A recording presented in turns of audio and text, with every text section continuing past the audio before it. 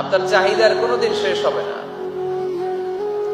দেখবেন যার পা নাই সে পা দেখে আফসোস করে, ইস লোকটা হেঁটে যায়, কি সুন্দর যায়, আমি তো হাঁটতে পারি না, যদি হাঁটতে পারতাম, যদি দুইটা পা থাকতো।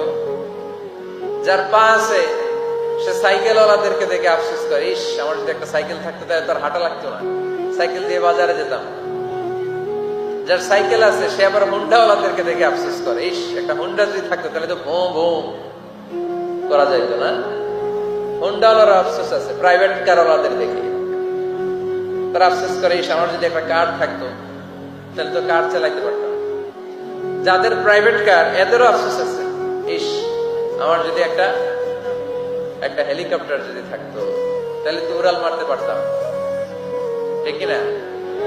হেলিকপ্টার ওয়ালাদেরও আফসোস আছে, আমার যদি একটা জেট প্লেন থাকতো, jet plane, private jet plane, ও প্রিন্স ওয়ালিদ বিন তালালের মতো 70% মেড অফ গোল্ড, তার একটা জেট প্লেন আছে, এটার 70% স্বর্ণ দিয়ে বানানো।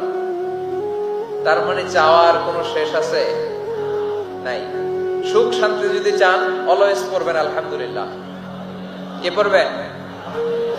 টাকা যার বেশি টেনশন তার বেশি। সাধারণত টাকা যার বেশি রোগ তার বেশি, টাকা যার বেশি শান্তি তার কম।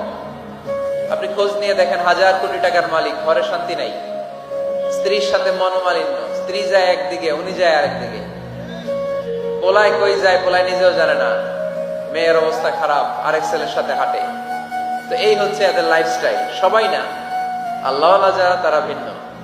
রাতে এদের ঘুম হয় না, অনেকগুলো ঘুমের ট্যাবলেট খেয়ে ঘুমাতে হয়, ঘুম আসে না, ঘুম আসে না। কিন্তু রিক্সাওয়ালা, কুলিওয়ালা, দিনমজুর, এদের রোগ বালাই আছে? কথা বলেন। খাওয়ার সমস্যা আছে, ঘুমের সমস্যা আছে, শুইলেই ঘুম আসে, যেখানে রাইত ওইখানেই গাই। ঘুমাইতে দেরি, নাক ডাকতে দেরি হয় না, ওর নাকের ডাকের আওয়াজে ট্রাকের ইঞ্জিনও ফেল। শান্তির ঘুম। এই জন্য সবসময় শান্তি খুঁজতে হবে। কি খুঁজবো? শান্তি দেওয়ার মালিককে।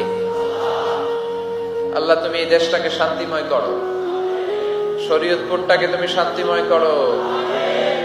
যালিকাল কিতাবু লা রাইবা ফিহি হুদাল লিল মুত্তাকিন। This is the book, the most authentic and original book in the world, whereof there is no doubt in it, and a guidance to those who are muttaqin. এটা এমন বই যে বই কোনো ভুল নাই, কোনো সন্দেহ নাই, কোনো সংশয় নাই। মুত্তাকিনদের জন্য এই বইটারে হেদায়েতের কিতাব করে পাঠালো কে? আবার আল্লাহ বলেন, কিতাবুন আনজালনাহু ইলাইকা লিতুখরিজান নাসা মিনায-যুলুমাতি ইলান-নূর। নবী হে, এই কিতাবকে আমি নাজিল করেছি অন্ধকারাচ্ছন্ন মানুষগুলোকে আলোর পথ দেখাতে, বামপন্থী গুলারে ডানপন্থী বানাতে, জাহান্নামী গুলারে জান্নাতি বানাতে। এই কিতাব যদি কেউ পড়ে সে মানুষের মতো মানুষ হয়, ওই মানুষ কখনো অন্যায় করে না। এই কিতাব যে পড়ে এবং মানে, এই কিতাবের শিক্ষাকে যে নিজের মধ্যে ধারণ করে, সে কখনো মিথ্যা বলে না, মা বাবার সাথে বেয়াদবি করে না। ওই আলোকিত মানুষটা কখনো টেন্ডারবাজি করে না, চাঁদাবাজি করে না, দুর্নীতিতে চ্যাম্পিয়ন হয় না, ক্যাসিনো ব্যবসায় নামে না। এই কোরআন যারা বুকে ধারণ করে এরা কোনোদিন পেঁয়াজের দাম বাড়ায় না, জোরে বলে ঠিক কিনা? এরা কখনো তাদের কোনো কাজে জনমানুষের ক্ষতি করে না, এরা সব সময় কল্যাণের পক্ষে,